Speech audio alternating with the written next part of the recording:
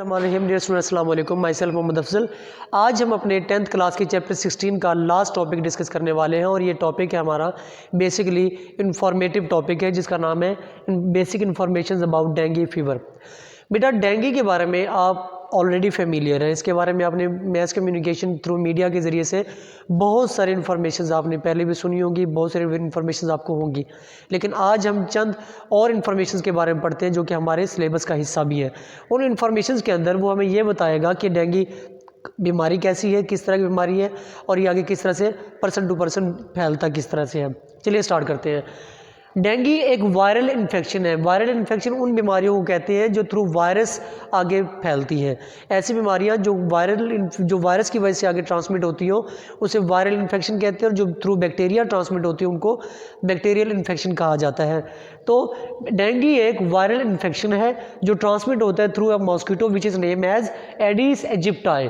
ये एक मॉस्किटो है जिसकी वजह से ये आगे एक पर्सन से दूसरे पर्सन में ट्रांसमिट होता है। बेटा डेंगू जो है ये इसका मेजर हेल्थ जो इश्यूज़ होते हैं किन ममालिक में ज़्यादा है, ट्रॉपिकल और सब tropical countries like Pakistan, Bangladesh, India, ETC, इनके अंदर क्या होता है कि बीमारी का फैलाव बहुत ज़्यादा है और ये वही बीमारी इलाके हैं जो इतने ज़्यादा ऐसे कंट्रीज़ हैं जो इतने ज़्यादा डेवलप्ड नहीं है अभी तक। उसके बाद इसकी डेंगू जो है इसकी 4 डिफरेंट टाइप्स होती है, 4 डिफरेंट कैटेगरीज़ हैं। ये 4 डिफरेंट कैटेगरीज़ के बारे में ये है कि अगर किसी एक की वैक्सीन हम हासिल कर लेते हैं तो वो बाकी 3 के लिए कारगर साबित नहीं होती, ठीक है। और जो एक वैक्सीन किसी एक डेंगू की हम जो वैक्सीन हासिल करते हैं वो बाकी 3 के लिए कारगर साबित नहीं है, लेकिन वो उस एक के लिए लाइफ टाइम क्या होती है, इम्यूनिटी बन जाती है, ठीक है। ये बात समझने की है कि डेंगू के जो 4 डिफरेंट टाइप्स हैं, 4 डिफरेंट टाइप्स में अगर हम क्या करते हैं कि कोई ऐसी वैक्सीन तैयार करते हैं जो डेंगू के लिए कारगर साबित है लेकिन वो किसी एक टाइप के लिए कारगर होगी, तो इसका मतलब ये है कि वो जिस टाइप के लिए कारगर है वो उसके लिए किस तरह की है, वो उसके लिए कारआमद है लाइफ टाइम, वो उसकी लाइफ टाइम इम्यूनिटी को पैदा करेगी। लाइफ टाइम इम्यूनिटी का मतलब ये होता है कि जिस तरह हम पोलियो की वैक्सीन लेते हैं तो पोलियो की वैक्सीन हमें लाइफ के कुछ हिस्से के अंदर 5 साल तक 3 साल तक हम 5 साल तक उसको पोलियो की वैक्सीन लेते हैं, उसके बाद पूरी ज़िंदगी में पोलियो की वैक्सीन की ज़रूरत नहीं पड़ती। तो सेम इसी तरह जब डेंगू की कोई एक वैक्सीन ले लेते हैं तो वो किस तरह की होगी, वो लॉन्ग लाइफ इम्यूनिटी पैदा कर देती है।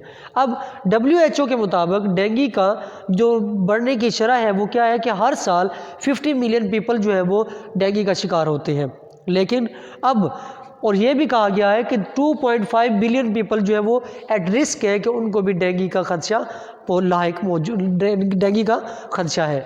अब सवाल यहाँ पे ये पैदा होता है कि हाउ डेंगू स्प्रेड, ये कैसे फैलता है, किस तरह से पर्सन टू पर्सन आगे बढ़ता किस तरह से, इसका मैकेनिज़्म क्या है। मैकेनिज़्म ऑफ इन्फेक्शन ये है कि virus from infected person carries through Aedes aegypti attack on WBCs and reproduce there and destroy them, ठीक है। सबसे पहले जो एडिस एजिप्टाई है वो किसी इन्फेक्टेड पर्सन से वो डेंगू वायरस को हासिल कर लेगा। वो डेंगू वायरस जब मॉस्किटो हासिल कर लेगा तो फिर क्या करेगा, जब वो अंडे देगा तो डेफिनेटली उसके एडल्ट एजिप्टाई से क्या होगा, एग्स बनेंगे, एग से लार्वी और लार्वी से प्यूपा और प्यूपा से फिर अगेन मॉस्किटो बन जाता है। वो मॉस्किटो जब दोबारा आगे अब उस मॉस्किटो के अंदर डेंगू वायरस मौजूद है तो डेफिनेटली जब वो किसी दूसरे पर्सन को, एक नॉर्मल पर्सन को बाइट करेगा तो उसके अंदर जो मौजूद वायरस है वो उस पर्सन के अंदर भी ट्रांसमिट हो जाएगा, ठीक है बेटा। तो इस तरह से एक इंसान से दूसरे इंसान तक वो आगे बढ़ता जाता है। जब वायरस एक नॉर्मल पर्सन की बॉडी के अंदर इंसर्ट हो जाता है, ट्रांसमिट हो जाता है, तो वो वहाँ जाकर उस पर्सन के WBCs पर अटैक करता है और वहाँ पर क्या करता है, तादाद में बढ़ता है, ग्रो करता है। ग्रो करने के बाद वो फिर क्या करता है, WBCs को डिस्ट्रॉय कर देता है। बेटा आप जानते हैं कि WBCs हमारी बॉडी का एक डिफेंडिंग सिस्टम होते हैं, ये हमारी बॉडी के अंदर इम्यूनिटी पैदा करते हैं, क़ुव्वत मुदाफ़त पैदा करते हैं। अब ये WBCs ही जब डिस्ट्रॉय हो जाएंगे तो हमारी बॉडी का डेफिनेटली इम्यून सिस्टम ख़त्म हो गया। ख़त्म होने के बाद क्या होगा कि हमें वो ख़ास ताकत नहीं रहेगी जो हम जर्म्स के खिलाफ लड़ सकें। अब अगर क्या हो जाए कि ये इनकी WBCs जो है वो उनके ऊपर सीवियर अटैक हो जाए, बहुत ज़्यादा अचानक से हमला हो जाए डेंगू वायरस का, तो उससे क्या होगा, वो हमारा लीवर और बोन मैरो भी इन्फेक्टेड हो सकते हैं, ठीक है। उससे फिर क्या होता है, हमारी जो प्रोडक्शन ऑफ प्लेटलेट्स है वो डिक्रीज़ कर जाती है और ब्लीडिंग जो है वो किसी पर्सन के अंदर वो पैदा होना शुरू हो जाती है, उसके नाक से मुंह से ब्लीडिंग स्टार्ट हो जाती है, ठीक है। अब इसके अलावा इसकी कुछ कॉमन सिम्टम्स क्या हैं। अब उस कॉमन सिम्टम्स में हमारे पास तेज़ बुखार है, बहुत शदीद सर का दर्द है, आंखों के पीछे दर्द है, मसल्स और जॉइंट पेन है और आपकी स्किन के ऊपर रैशेस बन जाते हैं। ये इसकी कुछ कॉमन सिम्टम्स के अंदर आ जाते हैं, ठीक है बेटा। अब हम ये पढ़ते हैं कि डेंगू किस तरह से आगे दूसरी बीमारियों में फैलता है, किस तरह से कन्वर्ट होता है। डेंगू जो है बेटा can be converts into DHF and DSS। अब यहाँ पे क्वेश्चन आपका है what is DHF and DSS।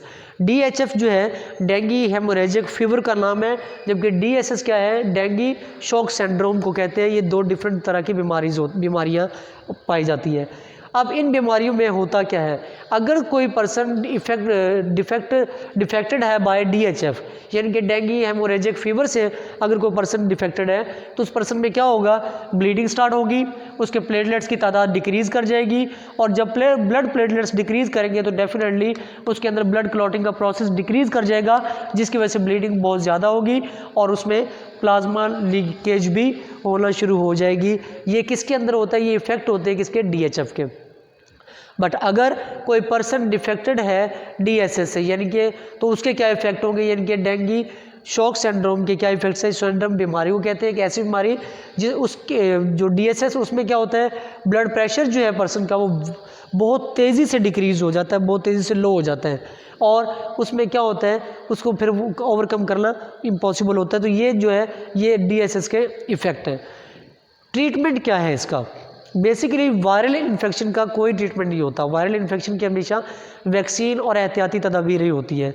Viral infection जो है ये ऐसी बीमारियां होती है बेटा जो आगे किसी वायरस की वजह से होती है और वायरस को किल नहीं किया जा सकता क्योंकि वायरस को कंट्रोल किया जा सकता है, उसके लिए कुछ वैक्सीन होती है। तो लिहाजा इसका कोई ट्रीटमेंट नहीं है मौजूद। लेकिन इसके लिए क्या होता है कि चेक जो होते हैं इसके स्प्रेडिंग के प्रोसेस को उसको चेक किया जाता है, उसको अंडर कस्टडी रखा जाता है कि उसको फैलने ना दिया जाए। उसके लिए क्या करना चाहिए कि प्रॉपर सॉलिड को वेस्ट करना चाहिए और जो वाटर जो हमारी स्टोरेज होती है, जो घर के ऊपर हम टैंकियाँ रखते हैं, उनको प्रॉपर कवर अप होना चाहिए। इस तरह की एहतियाती तदाबीर और जो वेस्ट वाटर हम करते हैं, ठीक है, उसको भी प्रॉपर एक कवरिंग सिस्टम होना चाहिए जिसकी वजह से कहीं भी किसी किस्म की कोई आलूदगी पैदा ना हो, पोल्यूशन पैदा ना हो, जिससे मच्छर बने और वो मच्छर आपको पता है कि मॉस्किटोज़ यही आगे स्प्रेडिंग की वजह बनती है। तो लिहाजा कोई ट्रीटमेंट नहीं है इसका, बल्कि क्या है इसकी एहतियाती तदाबीर है।